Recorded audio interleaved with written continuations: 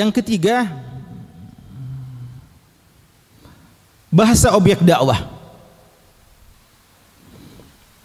Artinya kalau kita mau berdakwah, usahakan kuasai dakwah bahasa orang yang kita dakwai. Kita berdakwah dengan orang Indonesia, ya alhamdulillah kuasai bahasa Indonesia, ya. Kita diutus kepada orang yang taunya cuma bahasa Bugis, antum usahakan tahu bahasa Bugis, ya. Kecuali kalau ada penerjemah yang siap. Antum lihat ini firman Allah dalam surat Ibrahim ayat keempat. Wa ma arsalna min rasulin illa bilisani qaumihi liyubayyana lahum.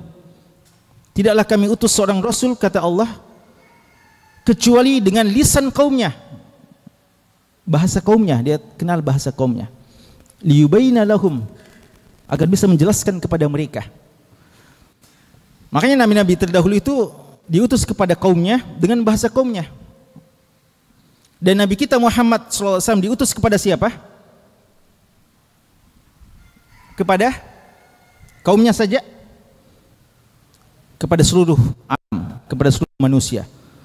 Berarti manusia yang mesti menyesuaikan dengan Nabi kita SAW, tahu bahasa Arab, karena beliau diutus untuk mendakwahkan kepada seluruh manusia dengan bahasa Arab. Bilisani qaumi. Maka seharusnya kita yang tahu bahasa Arab, ya jangan kita mengatakan ya kita orang Indonesia, ya artinya kita mesti menyesuaikan dengan Nabi kita Muhammad SAW.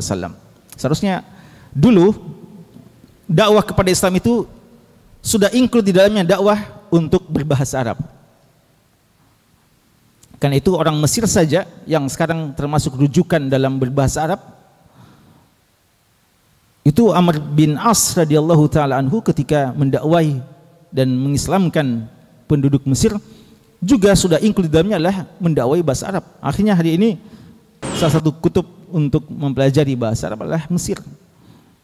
Pada dulu mereka bukan bahasa Arab, karena memang seharusnya begitu.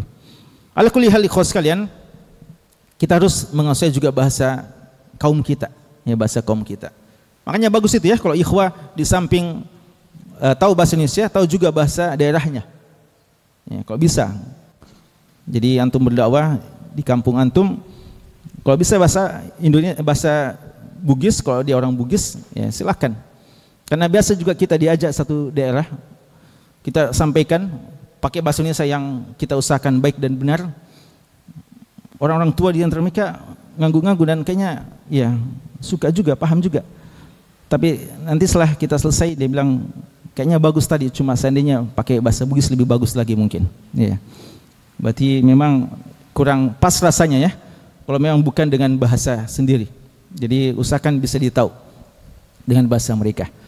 Termasuk dalamnya adalah bahasa sesuai dengan akal mereka, kadar pemahaman mereka. Jangan kita berbahasa dengan yang tidak dipahami, karena jangan-jangan mereka akan salah paham. Dan ini yang dimaksudkan oleh Ali bin Abi Thalib radhiyallahu taala anhu ketika beliau mengatakan haddisun nasa bima ya'rifun aturiduna ayyukazzaballahu wa rasuluh. Sampaikanlah manusia, bicaralah dengan manusia sesuai dengan kadar pemahamannya. Apakah kalian tega Allah dan Rasulnya didustakan? Artinya kalau kita berbahasa dengan bahasa yang tidak bisa mereka cerna, jangan-jangan mereka akan salah paham dan akan mendustakan Allah dan Rasulnya. Abdullah bin Mas'ud radhiyallahu anhu mengatakan, ma anta muhaddisan qauman la tablughuhu uquluhum illa kana li ba'dihim fitnah. Tidaklah kalian berbicara dengan satu kaum dengan bahasa yang tidak sampai pada kadar pemikiran mereka, kecuali akan menjadi fitnah bagi mereka. Maka kalau sekalian jangan kita bahasa terlalu tinggi kalau yang kita hadapi orang-orang awam, ya. Harus kita bahasa dengan bahasa-bahasa yang kadang juga kita sebenarnya tidak terlalu paham, ya. Lalu akhirnya tidak kena dan tidak ada manfaat setelah itu yang dihasilkan. Jadi silahkan ya bagi ikhwah yang bisa memahami banyak bahasa, ya untuk lebih memperlebar sayap dakwahnya silakan. Tapi minimal antum kuasai bahasa Indonesia yang baik dan benar.